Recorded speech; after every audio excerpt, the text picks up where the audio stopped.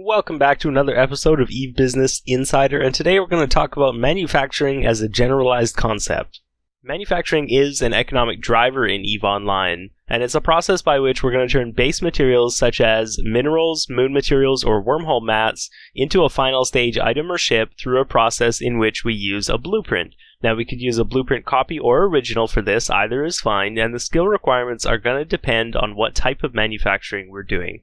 Let's take a look at some of the categories. To start off with, the simplest type of manufacturing, and the first that we'll look at, is Tech 1 production, and that is basically because the input material requirements will always be minerals, and it's always going to go right from these minerals, ranging from titanium to megasite, up into your final assembly, either hull or item, with one step. There's no intermediate phase, there's no component phase for Tech 1 manufacturing. Now, as a result, you will be fighting oftentimes with other people who have this very low sort of entry to the market, and so the result can often be that the margins have been squished out on this type of manufacturing. But regardless, I think it's a good place to look at getting into manufacturing for your first time. Now, if you're looking at any type of bulk manufacturing, perhaps if you're supplying a corp or alliance, then I would definitely as well consider skills like supply chain management, mass production to get your number of job slots increased, and advanced industry to cut down on your total job time. And of course as well, there are huge benefits to doing this in a Raitaru or another engineering complex to get that job time down.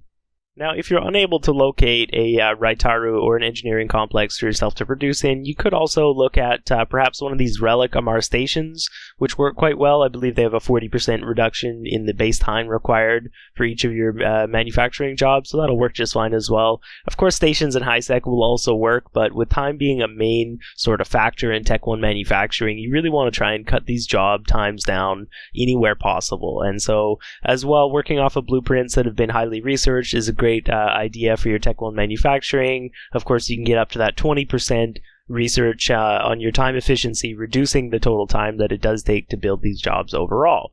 Now, the last thing that I would say about this is basically that a huge part about T1 manufacturing and the profit from T1 manufacturing is actually going to come from the reprocessing and the rate at which you turn those ores or compressed ores into minerals, or how you go about getting your minerals. Now, if you're lucky enough to have a supplier in actual minerals, then that's fine for you, but for most people, you're going to end up buying ores. You're going to ship those ores, which are hopefully compressed to save on volumetric efficiency, and then you're going to need to reprocess those ores. Now, I would highly suggest doing so in something like a Raitaru or perhaps an Astra House that has the refinery rigs in it, so that you can take full advantage of that refinery bonus and get the full advantage of the profit margin. And the next category that we'll look into is Tech 2 manufacturing, which probably deserves an entire video on its own. I mean, to describe Tech 2 manufacturing requires me to go into great detail in a number of videos, starting with, perhaps the one that I did in reactor farming. I would have to also add a video for moon harvesting, and then we're going to add a video sort of for the combinations, for the component stage of T2 production, and then finally for the assembly of the hulls themselves.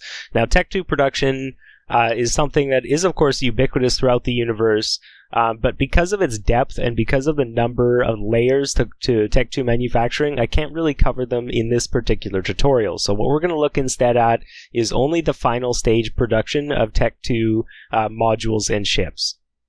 Now, I do have time to go over the concept of blueprints for T2 production, which are basically going to come from invention. Now, they don't exclusively come from invention. Technically, there are some old relic blueprints around in the game that you can still get a hold of for some absurd price, but we're not going to go into too much detail about those. Basically, the process of invention is going to allow you to turn a T1 copy set into a T2 copy set, which can then be used for T2 manufacturing.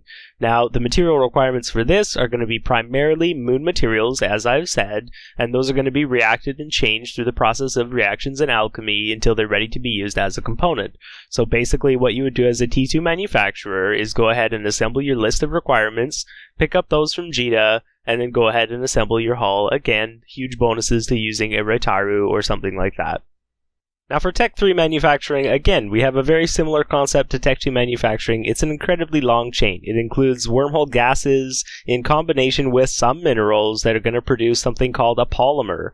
Then from that polymer and some wormhole materials that you collect from the sleepers, we're going to again produce components very similar to T2, and then those components are going to be assembled into a final hull, such as a Tengu or a Legion or a subsystem or whatever the case may be. Now, something special to the T3 production line, I'm going to do an entire video video, possibly a small series on each T2 and T3 manufacturing in the future, but something unique to T3 manufacturing is that it uses reverse engineering. And so if you've been following my videos, if you were around for the scanning and hacking videos, or perhaps for the wormhole ninja clear videos, you may notice that you pick up sometimes these things called relics from data sites and relic sites in wormhole space. These are going to be used and converted instead of invention. They're going to be converted through a process called reverse engineering into a blueprint for a subsystem or a ship hull. It's a very unique sort of property to T3 manufacturing, but otherwise very similar to T2. You're going to want to do all of the component stages and stuff like that that's behind the final assembly, probably in a wormhole or wherever you get your materials from. And then as a T3 manufacturer, you would simply buy those materials in JITA or ship them to close to JITA, go ahead and assemble those hulls, and then they're close to marketplace for you. As with the other types of manufacturing, a huge bonus is there for the total time that it takes you to assemble these jobs if you use a Raitaru or some type of engineering complex.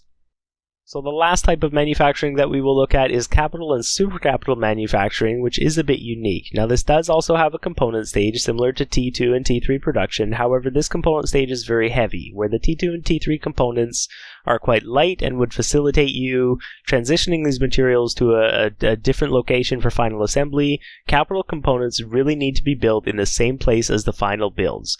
Now if you're looking at building these in low sec, of course you cannot build capitals in high sec, then I would highly suggest you look into a Starbase module specifically for building components that's going to have an additional reduction in the material requirements for your builds, and that's going to help you to either get a better price for your marketplace to encourage sales or increase your profit margin. So with ships this large, of course, we do want to look at every percentage that we can increase our profit margin for. And if you're able to, again, assemble your capitals or super capital hulls in an engineering complex, I would absolutely encourage you to do so. Now, as with Tech 1 manufacturing, capitals and supercapitals also have a material requirement that is going to be base minerals. Now, that's going to put a lot of weight into, again, same as T1, how are you getting those minerals? So you want to be doing your own reprocessing, ideally with high skill, and you want to be doing that in an engineering complex or an Astra house that is rigged for reprocessing. That's so that you get the most out of it.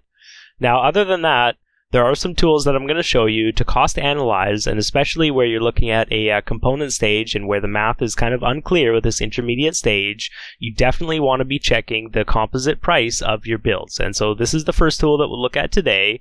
And you'll see here I'm going to load in the blueprint through a search function. I'm going to specify the ME of the blueprint, and then I'm going to scroll down, and for each of these materials I'm going to expand them as if to say that I'll be building those myself. And then all the way at the bottom I'm going to make sure I get the most recent prices, and this is going to output me the total cost of the job and the total material requirements for the job.